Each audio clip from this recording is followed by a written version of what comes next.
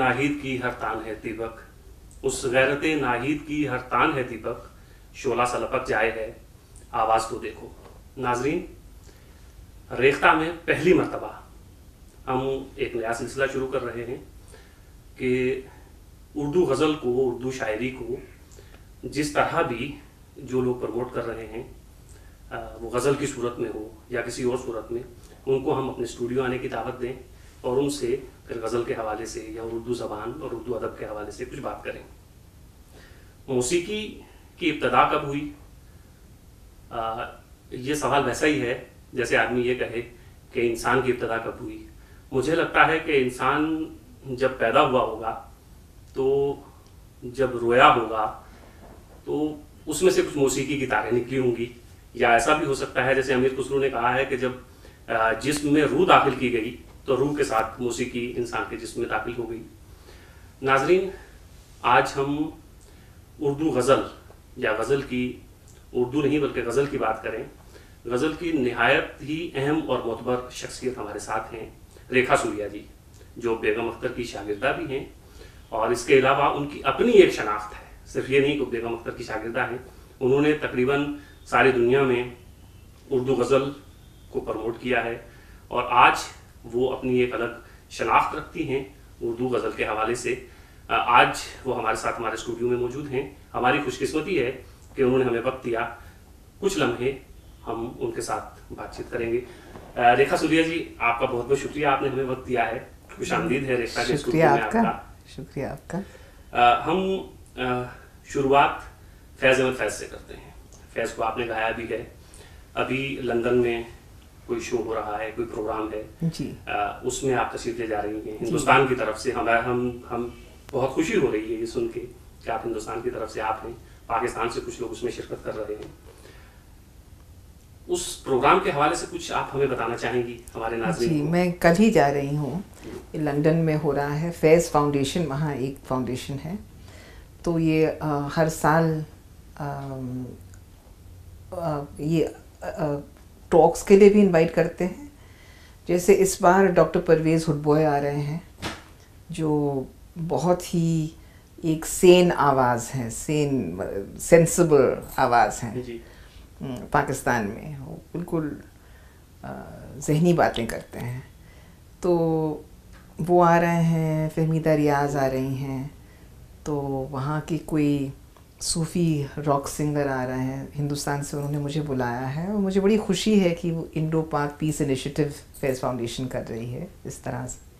और मुझे ख़ास तौर से खुशी है कि उन्होंने मुझे इस साल 2014 में बुलाया है, इसलिए कि ये मेरी गुरु बेगम अख्तर का सेंटिनरी ईयर है। तो 2014 से 2015 तक centenary is going to be celebrated. तो खुशी है मुझे कि फैज़ वालों ने, और शायद कुछ लोगों को ये भी मालूम होगा कि फैज़ साहब और बेगम अख्तर दोस्त भी थे।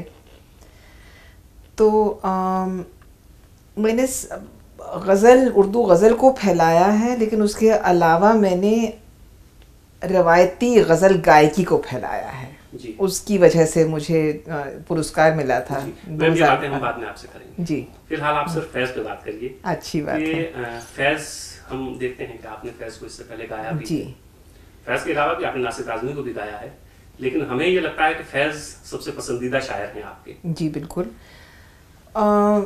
फैज़ तो वैसे रेवोल्यूशनरी पोएट तो थे ही, लेकिन उनकी रूमानी शायरी मुझे इसलिए पसंद है कि उसमें हकीकत, सच्चाई और ईमानदारी झलकती है।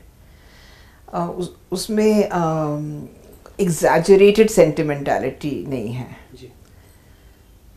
तो हकीकत और सच्चाई की वजह से मुझे इनकी शायरी बहुत पसंद है। शाम फिराक अब ना पूछ आई और आके टल गई, दिल था कि फिर बहल गया, जान थी कि फिर संभल गई। बिल्कुल रियलिज़म है। और फिर दिल में अब यूं तेरे भूले हुए गम आते हैं, जैसे बिछड़े हुए काबे में सनम आते हैं। तो जाहिर है काबा में दोबारा सनम तो आएंगे नहीं, तो ये भी बिल्कुल एक हकीकत की चीज़ है। और इसी गज़ल में मुझे एक शेर बहुत पसंद है, और कुछ देर ना गुज़रे शब फुरकत से कहो, और कुछ देर ना गुजरे शब फुरकत से कहो, दिल भी कम दुखता है वो याद भी कम आते हैं। तो हकीकत और सच्चाई के अलावा फैज़ साहब की शायरी में जो ज़ुबान की शाइस्तगी है, क्या कहने, कब तक दिल की खैर मनाएं, कब तक, the choice of words is गौर करने लायक है बिल्कुल। कब तक दिल की खैर मनाएं, कब तक राह दिखलाओगे, कब तक चैन की मोहलत दोगे, कब तक याद ना आओगे। बीता दीद उम्मीद का मौसम, उम्मीद का मौसम, बीता दीद उम्मीद का मौसम, खाक उड़ती है आँखों में, कब भेजोगे दर्द का बादल, कब बरखा बरसाओगे। तो ये फैज़ साहब हैं। अब जैसे गालिब सिर्फ हमारे मुल्क के नहीं हैं, पाकिस्तान के भी हैं, सारी दुनिया के। और वैसे उसी तरह फैज़ जो है वो सिर्फ हिंदुस्तान की नहीं है तो उसी तरह फैज़ साहब सिर्फ पाकिस्तान के नहीं हैं, हमारे भी हैं, इंडिया के भी हैं। कहीं ज़्यादा हैं हमारे, जितना हमने यहाँ पे, जितना मैंने उनके एक्सक्लूसिव फैज़ कॉन्सर्ट्स किए थे उनके सेंटेनरी में, शायद पाकिस्तान में इतने नहीं हुए होंगे। तो ये तो फैज़ साहब की बेटियां जब यहाँ पे आई थी जी, तो उन्होंने भी ये कहा था हाँ, कि यहाँ शायद पाकिस्तान में भी बहुत कुछ किया गया है, लेकिन जितना हिंदुस्तान से प्यार मिला है, हाँ, उतना शायद कहीं से नहीं मिला। जी जी बिल्कुल। तो culture has no boundaries, there is no geography, no politics, जो पॉलिटिकल बाउंड्री तो हो ही नहीं सकती कल्चर की। और ये अच्छी बात है कि फैज़ फाउंडेशन वालों ने मुझे बुलाया है as an Indo Pak peace initiative, चूँकि उनको भी हमको भी याद रखना चाहिए कि we have a shared cultural heritage. अब पाकिस्तान में मैं 2 मरतबा पिछले साल गई थी।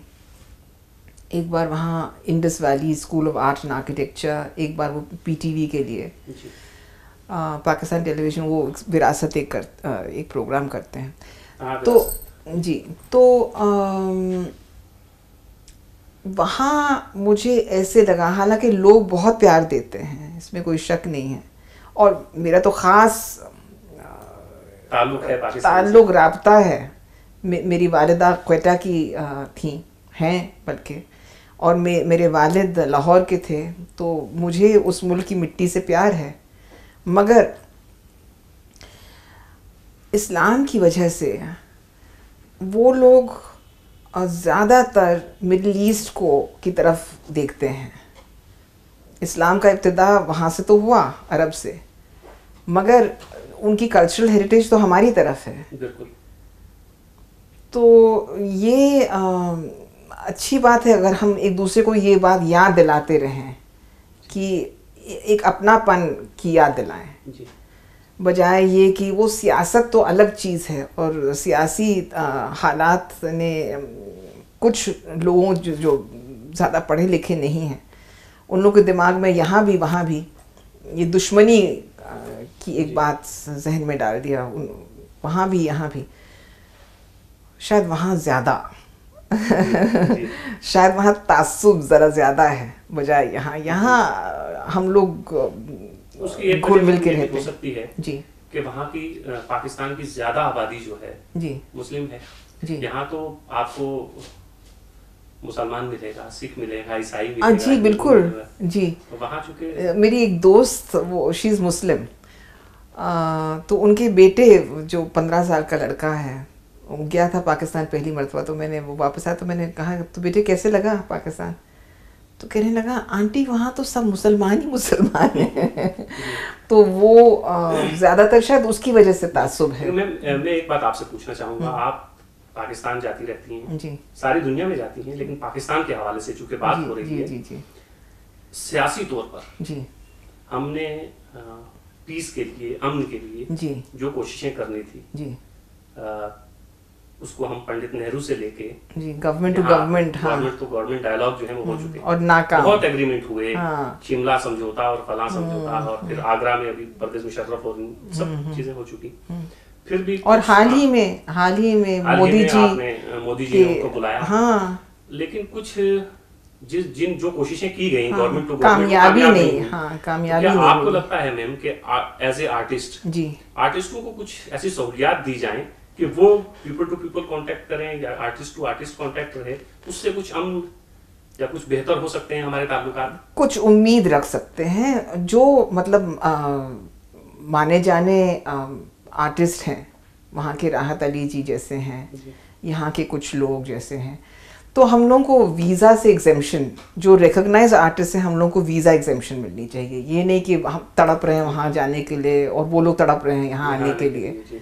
तो कम से कम जो रिकॉग्नाइज आर्टिस्ट हैं उनको आप एग्जेम्प्ट कीजिए। और एक चीज़ तो है कि एक जिसे हम कह सकते हैं म्यूचुअल फैसिनेशन, क्योंकि हम लोगों का कल्चर एक है भी और नहीं भी है। क्योंकि एक ज़माने में हम लोग एक मुल्क थे और अब नहीं हैं। और इसको ज़्यादा अरसा नहीं गुजरा है, 65 साल जी जी नहीं, लेकिन तो भी अब वो अलग मुल्क, वो उनको चाहिए क्या उनकी आइडेंटिटी अलग हो। नहीं तो एक चीज़ है कि हम लोगों में आपस में एक म्यूचुअल फैसिनेशन है। क्योंकि हम लोगों को मालूम है कि हम लोग एक हैं और नहीं भी हैं, तो एक म्यूचुअल फैसिनेशन है। तो कम से कम आर्टिस्ट को वो वीज़ा एग्जेम्पशन दें। और बाकी अब सियासत इवेंचुअली तो गवर्नमेंट को भी झुकना पड़ेगा शायद दोनों तरफ। लेकिन अब मसला ये है, हमारे यहाँ गवर्नमेंट कंट्रोल्स मिलिट्री, वहाँ मिलिट्री कंट्रोल्स गवर्नमेंट, और वहाँ की गवर्नमेंट नवाज शरीफ जी वो चाहते हैं कि हिंदुस्तान से दोस्ती हो, लेकिन उनकी मिलिट्री नहीं अलाउ करती है। एक तो उनकी आइडेंटिटी, आमदनी सब कुछ ख़त्म हो जाएगा। तो मैं नहीं कह रही हूँ कि सिर्फ गलती उनकी है, क्योंकि पाकिस्तान में अगर ये सुनेंगे तो वो कहेंगे आहा हा हा ये क्या कह रही हैं, जैसे वो लोग बड़े शरीफ हैं, वो लोग ऐसे कहेंगे। मगर ये बात तो सच है कि वहाँ military controls the country completely, there is no doubt about it. और वहाँ की मिलिट्री ने तालिबान को चढ़ा दिया, तालिबान उनकी मिलिट्री पे चढ़ी हुई है। तो वहाँ के हालात हैं। लेकिन बहरहाल हम लोगों को कोशिश में पड़े रहना चाहिए कि ट्रेड हमारी बेहतर हो। दोनों ममालिक में गुर्बत इतनी है कि ट्रेड बेहतर हो, इकोनॉमिक टाइज बेहतर हो और कल्चरल टाइज बेहतर हों। कल्चरल टाइज तो खैर हैं, लेकिन और बेहतर हों, ट्रेड बढ़े, इकोनॉमिक ग्रोथ हो दोनों मुल्कों में। मैम फैज़ पे एक बात और करना चाहूँगा। जी जी। कि फैज़ के अलावा जी, फैज़ पे तो आपने बहुत शोज पहले भी किए हैं। जी जी। और अब भी आप जा रही हैं। जी। फैज़ के अलावा जी। आपको कौन कौन शायर जो है वो पसंद, मुझे जिगर मुरादाबादी चाहती हैं या गाया है जिनको?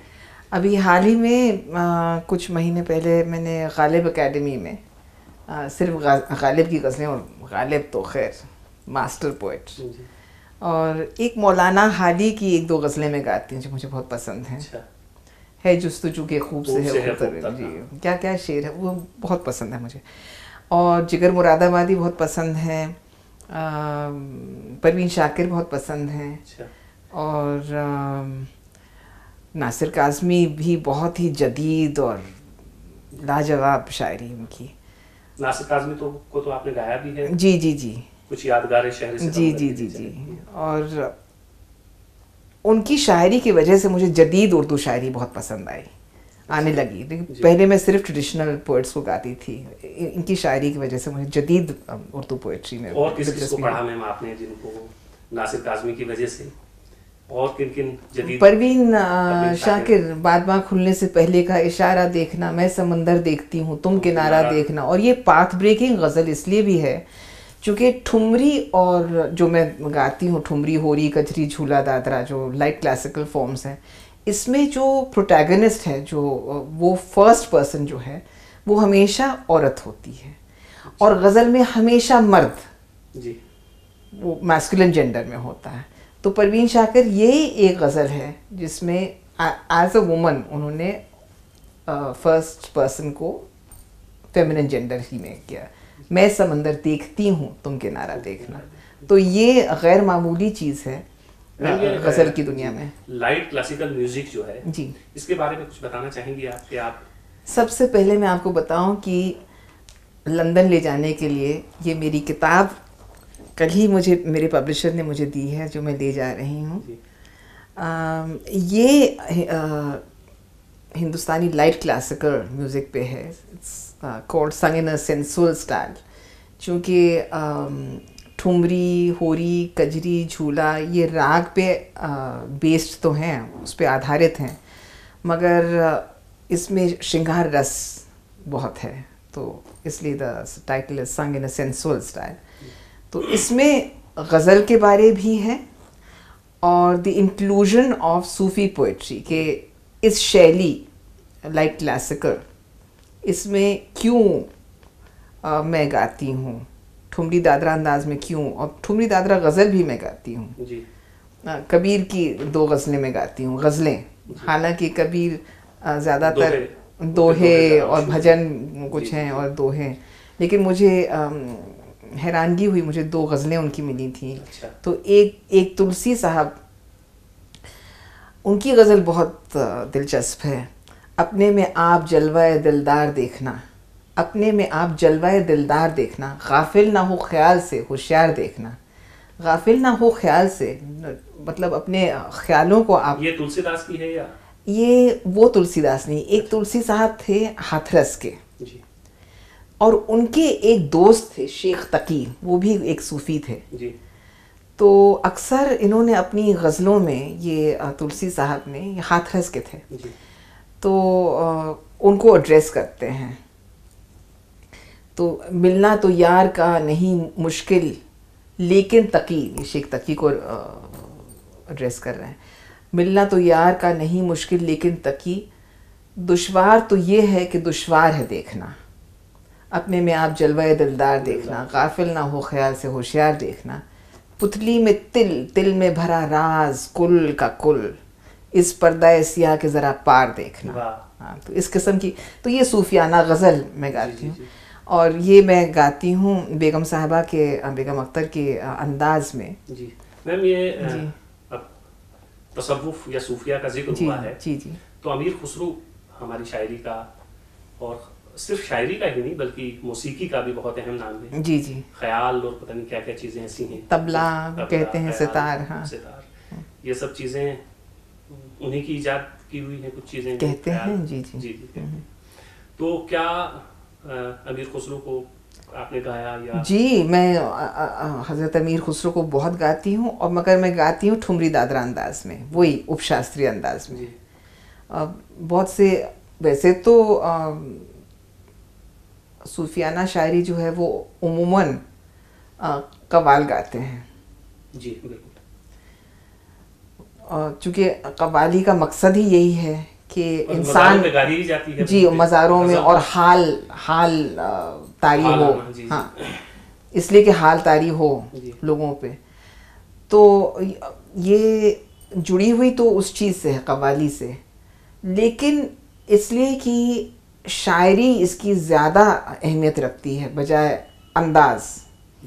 तो बहुत से गाने वालों ने इसको अपने ही अंदाज से, जैसे रॉक, अब जैसे फैज़ फाउंडेशन के लिए एक सूफ़ी रॉक सिंगर आ रहे हैं पाकिस्तान से, मैंने उनको सुना नहीं है।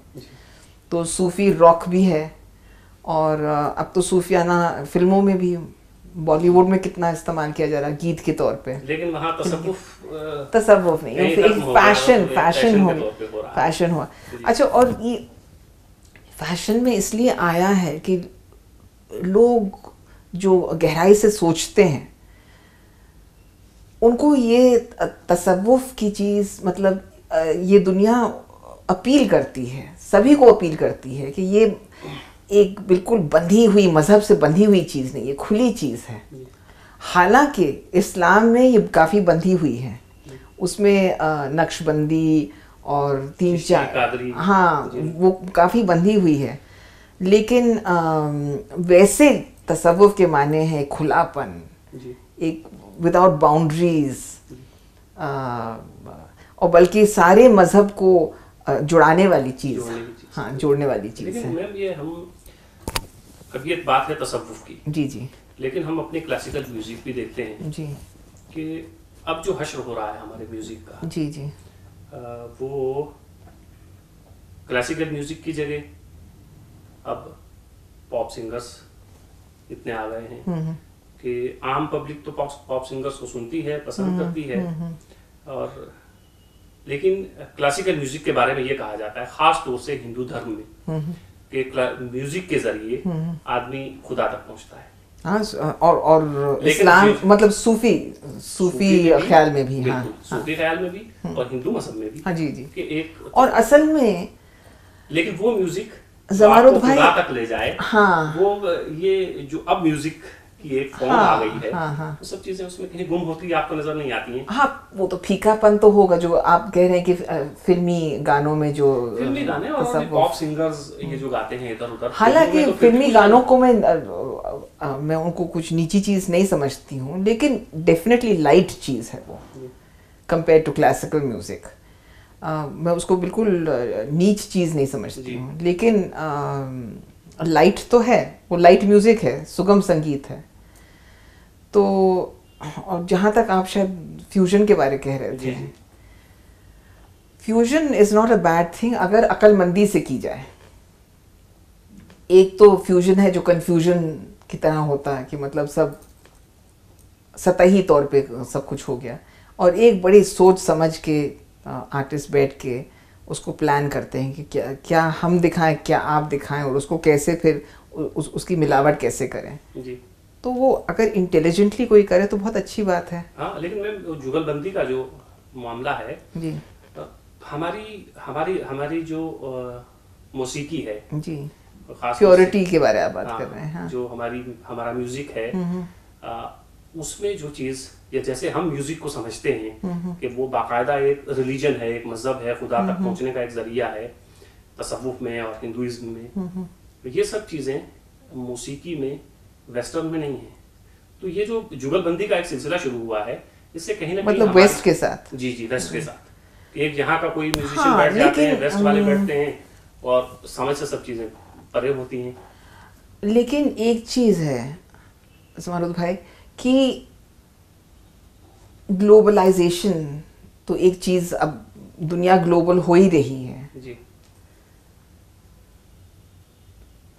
तो इसमें हर्ज क्या है अगर यहाँ की चीज़ वो लोग कुछ हद तक समझ लें और वहाँ की चीज़ हम लोग कुछ हद तक समझ लें, तो एक दूसरे के कल्चर्स को एक दूसरे को मतलब कल्चर्स एक दूसरे से इंट्रोड्यूस हो जाएं, उसमें हर्ज नहीं है मेरा ख्याल। हालांकि प्योरिटी और गहराई तो नहीं हो सकती है, जाहिर है जी जी।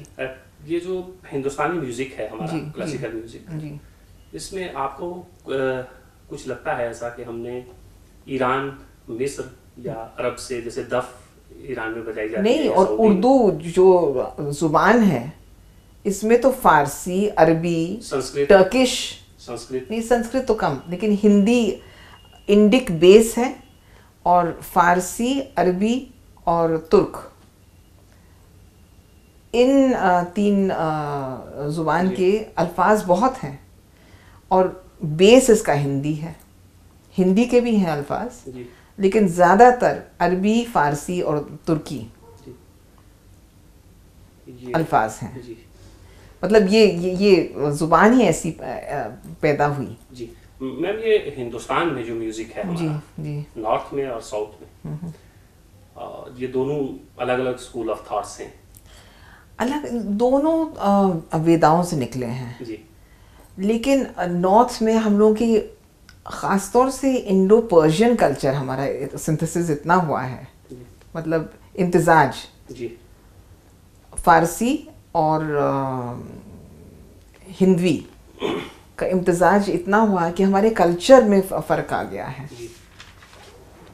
तो उस वजह से कर्नाटक म्यूज़िक, हालांकि बहुत से राग यकसा हैं, बहुत से राग यकसा हैं, और राग सिस्टम हमारा भी है नॉर्थ में और उनका भी है साउथ में, लेकिन किस तरह से राग वो पेश करते हैं और हम लोग किस तरह से पेश करते हैं वो अलग है, लेकिन रूट्स तो एक हैं उनके। लेकिन हमारे जो पॉलिटिकल जो इन्फ्लुएंसेस हैं, मतलब द एडवेंट ऑफ इस्लाम उसका बहुत फ़र्क पड़ा, वो दूसरे इन्फ्लुएंसेस आ गए। मैम, ठुमरी और दादरा, जी इनके बारे में हमारे नाज़रीन को कुछ बताना चाहेंगी आप? हाँ ज़रूर, वो सब ये किताब में किताब है, में मौजूद है, लेकिन जब हाँ आप मैं गाती लेकिन हैं, जी ठुमरी और दादरा में, दादरा जो लफ्ज़ है वो निकला है दादुर से। दादुर यानी फ्रॉग, मेंढक, क्योंकि उसमें उसकी चाल ऐसे है, जी, मतलब उसमें लचक है। और ठुमरी ज़रा रुकी हुई चीज़ है, उसमें ठहराव है। तो हमारी शैली जो है, और गज़ल भी इसी शैली में है, जिस तरह की गज़ल मैं गाती हूँ, जी, जो जदीद जो बम्बैया गज़ल नहीं, बम्बैया गज़ल गीतनुमा गज़ल है जी, आमतौर जैसे से। वो हमारे जगजीत सिंह गाते थे। जी, जैसे जगजीत सिंह जी गाते थे, उन्होंने गज़ल को फैलाया ज़रूर, मगर डाइल्यूट किया, उसको डाइल्यूट किया, लेकिन फैलाया, पॉपुलर ज़रूर बनाया by diluting it and making it easy for the common man, मगर उसको डाइल्यूट किया। तो वो गीतनुमा गज़ल है। और आप जो गा रही हैं वो ठुमरी अंग गज़ल है, वो ठुमरी का बच्चा है। जी, तो गज़ल जो रवायती अंदाज की गज़ल है, उसमें बोल बनाना जिसे हम कहते हैं, जी, मतलब एक लफ्ज़ को लेकर या एक फ्रेज़ को लेकर उसको मुख्तलिफ़ अंदाज में पेश करना, राग के अंदर रहना, राग से कभी बाहर जाकर वापस आना, और किस खूबसूरती से और कलाकारी से और अपना फ़न दिखाना कि किस तरह से हम वापस आए हैं राग में। जी, तो ये ठुमरी, दादरा, होरी, कजरी, झूला, गज़ल। जी। और कभी आपको मैम लगा गाते हुए जी कि आप जो गा रही हैं, जी और फिर ठुमरी हो, दादरा हो, जो कलाम आप गा रही हैं, जी, उस पे आप हावी हो रही हैं, वो कहीं कलाम पीछे चला जा असल रहा है, ये में चीज़ें आगे आ रही हैं। जी, असल में बेगम अख्तर ने मुझे एक बहुत ही दिलचस्प बात बताई थी एक बार, मशवरे के तौर जी, पे और तालीम के तौर पे। उन्होंने कहा था कि देखो बेटे, गज़ल जो है ये एक पेंटिंग की तरह है, तो शायरी जो है वो पेंटिंग है, और जो पेंटिंग का फ्रेम होता है वो मौसीकी है। तो फ्रेम पेंटिंग पे हावी नहीं होना चाहिए, उसकी खूबसूरती को उसमें इजाफा इजाफा निखारना चाहिए जी, बस। तो उसी तरह से मौसीकी, अगर दोनों वो शेर के दोनों मिसरों के मतलब इतने भर जाएं बोल बनाने से, रागदारी से, तो जो वो ताल्लुक दोनों मिसरों में होता है वो फिर टूट जाता है। तो ताल्लुक भी बरकरार रहे, और हाँ, ताल्लुक भी दोनों मिसरों का बरकरार रहे और अपना फ़न भी दिखाएं, देखा, लेकिन बहुत सोच समझ के, मतलब ना कम ना ज़्यादा, बैलेंस्ड उसके लिए चीज़ होनी बहुत चाहिए, मेहनत की ज़रूरत है और बहुत सोच की ज़रूरत है। जाहिर जी है। मैम, इस वक्त हिंदुस्तान और पाकिस्तान में जी लाइट क्लासिकल म्यूजिक या क्लासिकल म्यूजिक या जी गज़ल गायकी में जी आप किसको पसंद करती हैं ज़्यादा? मुझे मेहदी हसन साहब बहुत पसंद थे पाकिस्तान में। मुझे शुरू में वो इतने अच्छे नहीं लगते थे, हालांकि बेगम अख्तर उनका गाना बहुत पसंद करती थी और वो कहती थी कि बहुत बेटे बहुत मुश्किल गाते हैं। और मुझे शुरू में इसलिए नहीं पसंद थे कि मुझे लगता था कि इतना बोल बनाते हैं तो ठुमरी क्यों नहीं गाते हैं, ये गज़ल क्यों गाते हैं। लेकिन धीरे धीरे मुझे बिल्कुल ऐसा लगाव हो गया उनके गाने से, क्योंकि वो बहुत ही ब्रिलियंट सिंगर थे, बहुत ही ब्रिलियंट। मतलब उन्होंने गज़ल को एक नया मोड़ दिया जो, और उनका ठुमरी से कोई ताल्लुक़ नहीं था, उनका ताल्लुक़ था ख़याल से। तो वो ना गीतनुमा गज़ल गाते थे, हालांकि उन्होंने फिल्मों के लिए गाया है, वो तो अलग बात है। हाँ, वो, और असल में समारूद भाई, असल में बहुत कम लोग गज़ल और नज़्म का फ़र्क समझते हैं जी। तो जो गीत जो लोग गाते हैं, जैसे जगजीत सिंह जी नज़्म बहुत अच्छा गाते थे, क्योंकि वो गीत, गज़ल उनकी गीत नुमा गज़ल थी, जी। लेकिन नज़्म तो वो बिल्कुल जैसे गीत को गाया जाता है, वो तो वो वही मुझे बहुत अच्छे लगते थे एज ए नज़्म सिंगर। तो मेहदी हसन साहब ने भी नज़में गाई हैं गीत की तरह, लेकिन जो उनकी गज़ल जो थी एक तो कॉम्पोजिशंस लाजवाब, और क्या छूने वाली तर्जें बनाई उन्होंने, और बोल बहुत बनाते थे, ये तो सही है, लेकिन ब्रिलियंट बहुत थे। जी नाजरीन, ये थी रेखा सूर्या साहिबा। हमारी दरख्वास्त पे ये हमारे स्टूडियो में तशरीफ़ लाई थी। हमारी ये पहले दिन से ही हमारा आपसे वादा भी है और हमारी कोशिश भी है कि हम आपकी मुलाकात अपने जो उनका मैदान है उसके निहायत ही अहम शख्सियात से करवाएं। इससे पहले भी हम आपकी मुलाकात करवाते रहे हैं। हम रेखा सूर्या को फिर कभी दावत देंगे कि वो हमारे स्टूडियो में तशरीफ़ लाएं। आज इनसे इतनी ही बात हो सकती थी, क्योंकि वक्त का ख्याल हमें भी रखना है और इनके पास वक्त वैसे भी कम रहता है। रेखा सूर्या साहिबा, आप हमारे स्टूडियो में तशरीफ़ लाई हैं, आपने हमें वक्त दिया है, आपका बहुत बहुत शुक्रिया। शुक्रिया आपका।